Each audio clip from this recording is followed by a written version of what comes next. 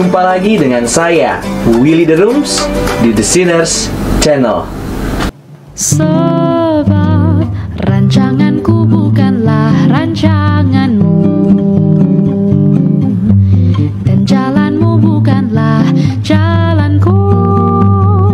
Seperti tingginya langit dari bumi, demikianlah tingginya jalanku dan rancanganku dari rancanganmu. Aku sanggup melakukan segala sesuatu, tidak ada rencanaku yang gagal. Percayalah kepadaku, aku tahu rancanganku bagimu.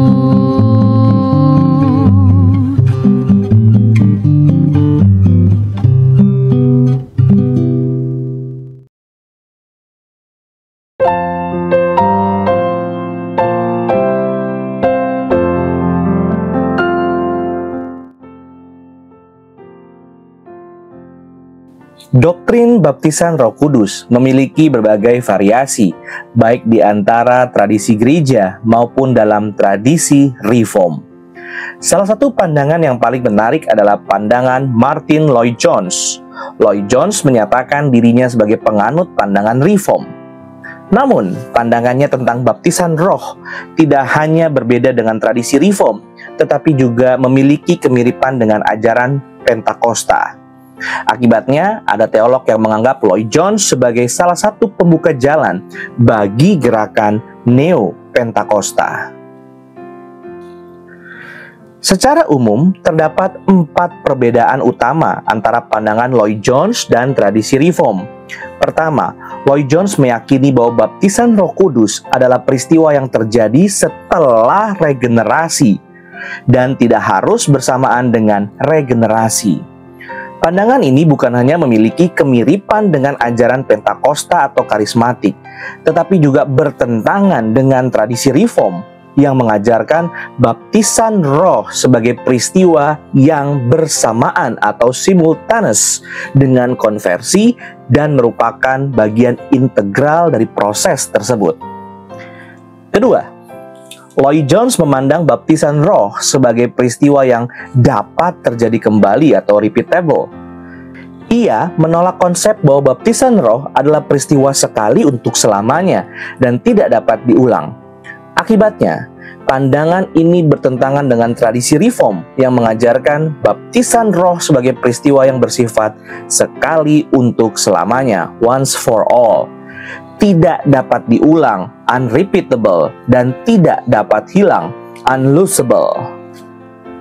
Ketiga, Lloyd-Jones menyangkal bahwa baptisan roh adalah penyebab kelahiran kembali, regeneration.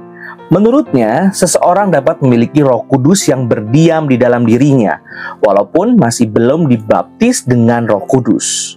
Pandangan ini bertentangan dengan ajaran Reform yang mengajarkan baptisan roh sebagai penyebab utama regenerasi. Sebagaimana yang dinyatakan oleh John Stott, Roh Kudus dicurahkan untuk meregenerasi dan memperbaharui manusia sebagai bagian dari keselamatan. Keempat, Lloyd-Jones juga menyangkal baptisan roh sebagai tindakan inisiasi ke dalam Kristus. Menurutnya, tujuan utama baptisan roh adalah untuk menjadikan seseorang sebagai saksi Kristus.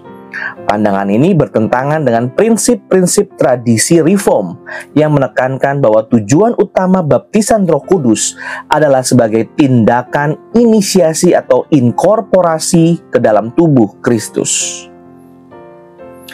Sebagai salah satu representasi teolog Reform, pandangan Lloyd-Jones yang berbeda menimbulkan pertanyaan jika ditinjau dari sudut pandang tradisi Reform.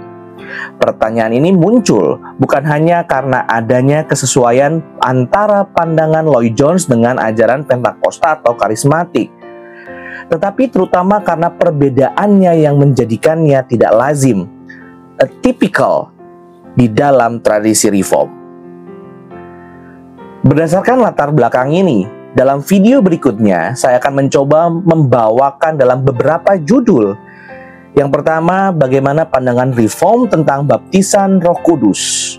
Lalu yang kedua, bagaimana pandangan Lloyd Jones tentang baptisan Roh Kudus. Dan yang ketiga, bagaimana pandangan Lloyd Jones jika dikaji dari sudut pandang teologi Reform. Apakah pandangannya termasuk bagian dari pandangan Reform? Sekian dulu video pendahuluannya. Terima kasih. Tuhan Yesus memberkati.